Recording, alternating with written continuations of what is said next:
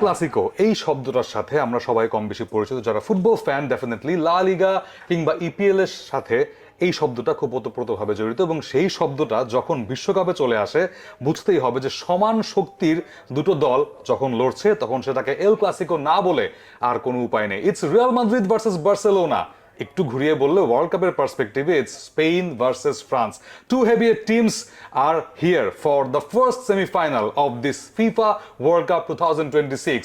সেই সেমিফাইনালে কি হতে পারে, লাইন আপ কেমন হতে পারে, এবং finally what is the prediction, এগুলো নিয়ে আলোচনা করব ডি বক্সে। ডি বক্সে বরাবরের মতো চলে এলাম আবারও। চ্যানেলের পর্দায় দেখছেন ডি বক্স, তার পাশাপাশি আই স্ক্রিন দেখতে পাচ্ছেন সবগুলো ম্যাচ লাইভ, তার পাশাপাশি বাংলা ধারাভাষ্য শুনতে পাচ্ছেন রেডিও ভূমি 92.8 FM এ। বলবীর প্রান্তর অ্যাজ ইউজুয়াল চলে আসলাম আপনাদের সাথে, এবং সাথে নিয়ে এসেছি আজকে আহমেদ বিন পারভেজ, যে একটা পর্তুগালের জার্সি। হ্যাঁ, এটাই আমি জিজ্ঞেস করতে নিয়েছিলাম যে পর্তুগাল অল স্পোর্ট এবিপি আসার কথা না আজকে। না, আমি আসলে পড়েছি ও আসলে এতই মন খারাপ পর্তুগাল বাদ পড়ে যাওয়ার পর সে আর কোথাও আসছে না পাবলিক। তাহলে এটা ট্রিবিউট একটা। হ্যাঁ, ট্রিবিউট দিতে এসেছে, প্লাস জার্সিটা আসলে ডিজাইনটা সুন্দর, আপনারা নিজেরা আসলে দেখেই হয়তো বুঝতে পারছেন। বাট এই যে স্পেনের জার্সি, তাই না, স্পেনের জায়গায় কিন্তু আসলে পর্তুগালই থাকতে পারতো এই সেমিফাইনালটায়। ইয়েস, অনেক কিছু হতে পারতো definitely, but the best team has arrived বলতেই হচ্ছে। এবং ফ্রান্সের সামনে আই থিঙ্ক পর্তুগালের চেয়ে স্পেনকেই সবাই বেশি করে দেখতে চাচ্ছিল শক্তিমত্তার বিচারে, এবং ফিফা র্যাঙ্কিং এর প্রথম 4টা দলের মধ্যে দুটো দলই কিন্তু এই ফ্রান্স এবং স্পেন। সো স্প্যানিয়ার্ডরা কিভাবে আজকে প্রস্তুতি নেবে এই মহাশক্তিধর ফ্রান্সের বিপক্ষে, সেটাই দেখার বিষয়। আমি এই লড়াইটার নাম দিয়েছি যদিও এল ক্লাসিকো, বাট আমার মনে হচ্ছে যে একটা ধ্রুপদী লড়াই হতে যাচ্ছে এটা, যেখানে স্পেনের সেই হাই ডিফেন্স লাইনের বিপরীতে ফ্রান্সের অল অ্যাটাকার্সরা মুখোমুখি হবে। সো একটা মারামারি কাটাকাটি, আজকে একটা ফাটাফাটি হবো, ইজন্ট ইট? সেরকম কিছু একটা হওয়ার কিন্তু সম্ভাবনা আমরা দেখতেই পাচ্ছি, এবং এই দুটো দলের মধ্যে আপনি ডিফারেন্সিয়েট করতে পারবেন না খুব একটা। খুবই খুবই কম্পিটিটিভ দুটো দল।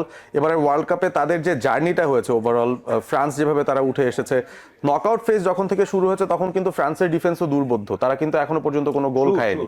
রাউন্ড অফ 32, রাউন্ড অফ 16 এবং কোয়ার্টার ফাইনাল, 3টা ম্যাচে তারা ক্লিন শিট রেখেছে। সুতরাং স্পেনের ডিফেন্স কি বেটার আসলেই, নাকি ফ্রান্সের ডিফেন্স সময় মতো বেটার হচ্ছে, সেই ডিবেটটাও কিন্তু করা যেতে পারে। বাট অফকোর্স স্পেন পুরো টুর্নামেন্টে 5টা ক্লিন শিট রেখেছে, শুধুমাত্র গত ম্যাচটায় বেলজিয়ামের সঙ্গে, তাও ডিফেন্ডারের ভুলে একটা গোল খাওয়া।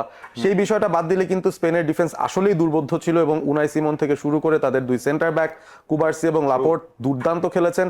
মার্ক কুকুরেয়া তো একটা রেকর্ডই করে ফেলেছেন, একটা পার্টিকুলার ম্যাচে একটা ফুল ব্যাক হিসেবে 2টো অ্যাসিস্ট করা একমাত্র ফুটবলার ওয়ার্ল্ড কাপের হিস্ট্রিতে, সেটা হচ্ছে mark Cucurella. So attacking prowess ওয়াইজও কিন্তু এই স্প্যানিয়ার্ড ডিফেন্ডাররাই এফোর্টটা দিচ্ছেন। সো ওই জায়গা থেকে আমার মনে হয় খুবই ইন্টারেস্টিং একটা ট্যাকটিক্যাল ম্যাচ হতে চলেছে দুই টিমের মধ্যে।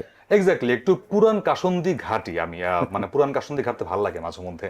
মানে শেষ 5বারের দেখায় এই স্পেন ফ্রান্স, স্পেন কিন্তু 3টা ম্যাচ জিতেছে, ফ্রান্স জিতেছে 2টো, এবং লাস্ট যে সাক্ষাৎটা এই দুই দলের নেশনস লিগে, সেইখানে 5-4 গোলের একটা ক্লাসিক হয়েছিল, এবং সেই ক্লাসিকটাতে শেষ পর্যন্ত মানে কে গোল করবে এবং কে গোল করবে না এইটা নিয়ে যুদ্ধ বেঁধে যায়, এবং শেষ পর্যন্ত স্পেন জেতে। বাট দ্য ফ্যাক্ট ইজ ফ্রান্সের এই যে ব্যাকলাইন, এই ব্যাকলাইনের কেউই কিন্তু ওই ম্যাচটায় ছিল না। Lamine Yamal goat 2 goals definitely, এবং লামিন ইয়ামালের পারফরমেন্সটাকে আপনি যদি এই বিশ্বকাপে মানে গোল দিয়ে বিচার করেন, অবিচার হবে। মাত্র একটা গোল তিনি করেছেন, ইটস ফাইন, বাট অ্যাসিস্ট তিনি যে ওয়ারজাবালাকে দিয়ে গোল করাচ্ছেন, গোল করে যাচ্ছেন, মিকেল ম্যারিনো থেকে শুরু করে সবাই যে গোলে আছেন, এটার কৃতিত্বটা আই গেস যারা একদম ডিপলি দেখবেন, ফলো করবেন, তারাই একমাত্র লামিন ইয়ামালের এই ধ্রুপদী স্টাইলটা ধরতে পারবেন। অবশ্যই, এবং এ কারণেই কিন্তু লামিন ইয়ামাল একাধিকবার স্পেনের হয়ে প্লেয়ার অফ দ্য ম্যাচ হয়েছেন, যদিও গোল তার মাত্র একটা। সো বোঝাই যাচ্ছে তার ইনফ্লুয়েন্সটা কি দলটার উপর। এবং প্রথম যে ম্যাচটা স্পেন খেলেছিল, যেখানে তারা ব্যাকফুটে শুরু করেছিল বলা যায়, কেপ ভার্দের সাথে একটা ড্র, সেই ম্যাচে কিন্তু লামিন ইয়ামাল নেমেছিলেন 70 মিনিটেরও পর।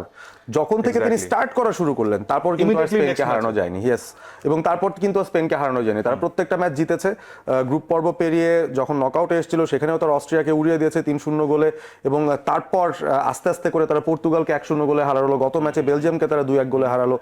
যখনই স্পেনের কোনো বিপদ হয়, সেই সময়টা আবার মিকেল মেরিনো চলে আসেন। সো তাদের কিন্তু সুপার সাব বলতে একটা অপশন আছে, যেটা তাদেরকে প্রত্যেকবার ম্যাচের উইনিং গোলটা করাতে হেল্প করছে। তো স্পেনের আসলে ডিফেন্স, মিডফিল্ড, ফরওয়ার্ড লাইনটা অবভিয়াসলি ফ্রান্সের অনেকে বেটার বলছেন, বাট স্পেনের এফেক্টিভ ফরওয়ার্ড লাইন আমি বলবো, কারণ সময় মতো একটা এক্সট্রা গোল, যে গোলটা দিয়ে আপনি জিততে পারছেন, সেটাই তো এনাফ। স্পেন সেটাই করছে। এবং এবার যদি ট্যাকটিক্যাল সাইডে আসি, সেখানে লামিন ইয়ামালের কথাটা বললাম, তাকে রাইট উইংয়ে মানে আটকে রাখাটা অবশ্যই ফ্রান্সের ডিফেন্ডারদের জন্য খুব কঠিন পরীক্ষা হতে চলেছে। But apart from Lamine Yamal আজকে কার দিকে স্পটলাইট থাকতে পারে? আমার মনে হয় রড্রি এবং ড্যানি অলমোর দিকে ডেফিনেটলি স্পটলাইট রাখতে হবে, কারণ ড্যানি অলমো যত সময় গড়াচ্ছে আমরা দেখতে পাচ্ছি তার পারফরমেন্স আরো বেটার হচ্ছে। আমরা এই পুরো ওয়ার্ল্ড কাপে একটা প্রপার নাম্বার 10 বা একটা অ্যাটাকিং মিডফিল্ডারের খোঁজ করি বা দেখি যে কোন টিমে এরকম ভালো কোয়ালিটির আছে। আমরা বলতে পারবো ডেফিনেটলি জুড বেলিংহাম, যিনি ইংল্যান্ডের হয়ে সেই কাজটা করেছেন। আমরা বলতে পারবো ব্রুনো ফার্নান্ডেজ, পর্তুগালের একটা ফ্লপ ওই পজিশনটায়। তবে ড্যানি অলমো যে সবাইকে ছাপিয়ে এরকম একটা পজিশনে চলে আসবেন অ্যাজ এ ক্যাম্প, সেটা কিন্তু অনেককে অবাক করেছে। এবং ড্যানি অলমোর পারফরমেন্সটা আমার মনে হয় একটা গেম চেঞ্জার হতে পারে স্পেনের জন্য। ইয়েস, অপরদিকে সেন্টার ব্যাকদের পরীক্ষা হবে আজকে স্পেনের, বিকজ আমি লামিন ইয়ামালের কথা বলছি একদিকে, বাট অন্যদিকে আপনার জন্য বসে আছে সেখানে ওসমান দেমবেলে, কিলিয়ান জেনারেল এমবাপ্পে এবং তার পাশাপাশি অলিজে, বারকোলা, এরা তো আছেই ডেফিনেটলি। সো এই ফ্রন্ট লাইনকে কিভাবে সামলাবে স্পেন? ফ্রন্ট লাইনকে সামলানোর উপায় একটাই, ফ্রান্সের পায়ে বল দেওয়া যাবে না। এবং স্পেন ওভারঅল এই টুর্নামেন্টে 63% পজিশন অন অ্যান অ্যাভারেজ রেখেছে। তার মানে হচ্ছে তারা বল পায়ে রাখতে চায়। সেই কাজটা করলে কিন্তু দুটো কাজ একসঙ্গে হয়ে যায়, আপনি ডিফেন্সিভ কাজটাও করছেন, আবার অ্যাটাক বিল্ড আপেরও একটা প্ল্যান তৈরি করতে পারছেন। সো স্পেনের এই জায়গাটাই তাদের একটা ভালো দিক, যে তারা আসলে বল এত বেশি রাখতে পারে, প্রতিপক্ষ আসলে বল না পেলে অ্যাটাক করবে কিভাবে। এই জায়গাটার মধ্যে আমার মনে হয় স্পেন তাদের আসল খেলাটা খেলবে। এবং রড্রি আছেন, অলমো আছেন, আজকে কি ফ্যাবিয়ান রুইজ নামবেন নাকি পেদ্রিকেই শুরু থেকে নামানো হবে, এই প্রশ্নের জবাবও হয়তো আমরা পেয়ে যাব যখন দুই দল তাদের লাইন আপ দেবে। বাট স্পেন মোটামুটি তাদের ডিফেন্সটা সলিড রেখে তাদের মিডফিল্ডারদের দিয়ে বেসিক্যালি এই ম্যাচটাকে কন্ট্রোল করতে চাইবে। এবং একটা সবচেয়ে বড় বিষয় হচ্ছে যে স্পেন কিন্তু প্রতিপক্ষকে মানে নাভিশ্বাস তুলে ফেলে গোল করার জন্য। বিকজ আমি ছোট্ট করে যদি কম্পারিজনটা বলি, সেখানে স্পেন সব মিলে মাত্র একটা গোল হজম করেছে, ফ্রান্স একটা গোল হজম করেনি। সো ওদের কিন্তু ওই ডিফেন্স লাইনের টেস্টটা এখনো বাকি, যেটা স্পেন খুব ভালো মতো নিতে পারে। সো ওই যে বলছিলাম যে লামিন ইয়ামালকে আটকাতে গিয়ে মাঝে মধ্যে যদি ফলস লাইনে পড়ে যায় সেখানে ফ্রান্স, তখন কিন্তু অন্যদিকে এসে ওয়ারজাবালা গোল দিয়ে বসবেন, মিকেল মেরিনো গোল দিয়ে বসবেন। এইভাবেই কিন্তু সবসময় সেই স্পেন সেটআপটা নিয়ে আগায়।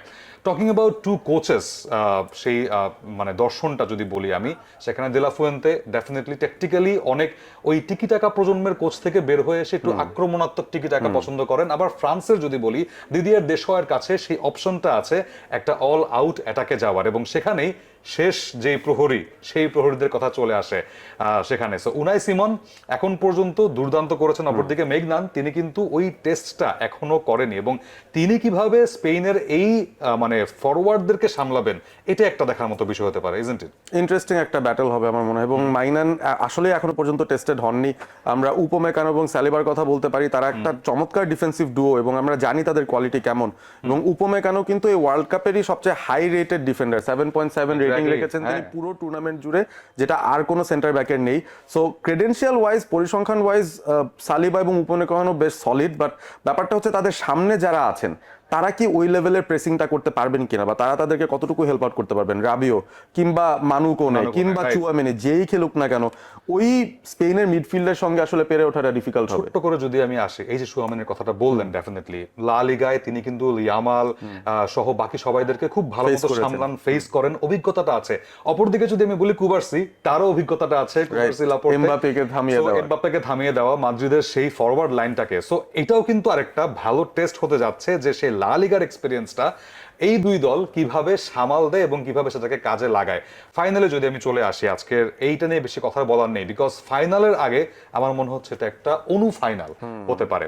সো সেমিফাইনাল যেহেতু প্রেডিকশনটা অবশ্যই করতে চাই আমরা, আগে আহমেদ বিন তারাবাজের কাছে শুনি, যে বলতেই হয় মানে না, আমার কাছে মনে হয় যে এখানে দিদিয়ার দেশম্পের আছে গতি আর স্পেনের আছে টেম্পো কন্ট্রোল। সো এইটার একটা খুব ইন্টারেস্টিং ব্যাটল হবে আমার মনে হয়। দিন শেষে একটা হাই স্কোরিং গেম আমি আসলে দেখি না। অনেকে বলছেন অনেক বড় গোলের খেলা হবে, আমার মনে হচ্ছে না সেটা হতে পারে। আরেকটা আলোচনা আমি আসলে বলেছিলাম, আজকেই বলেছিলাম যে স্পেন 1-0 গোলে জিতে এই ম্যাচটা হয়তো বের হয়ে যেতে পারে। আমি আমার ওই প্রেডিকশনে স্টিক করতে চাই, স্পেন 1-0 গোলে জিতবে এবং হয়তো ওটা মিকেল মেরিনোর কাছ থেকে আসবে, যেটা অনেকের জন্য বিরক্তির সঞ্চার করতে পারে। ইয়েস, সেখানে তো বলে দিয়েছেন লামিন ইয়ামাল যে আমরা কাউকে ভয় পাই না, আসতে পারে ফ্রান্স বা যে কেউ।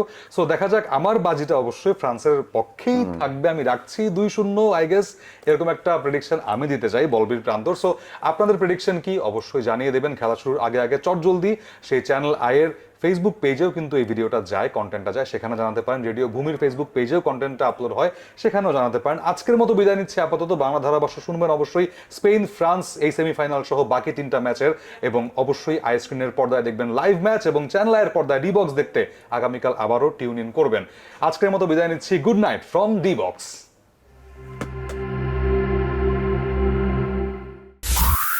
রেডিও ভূমি 92.8 FM।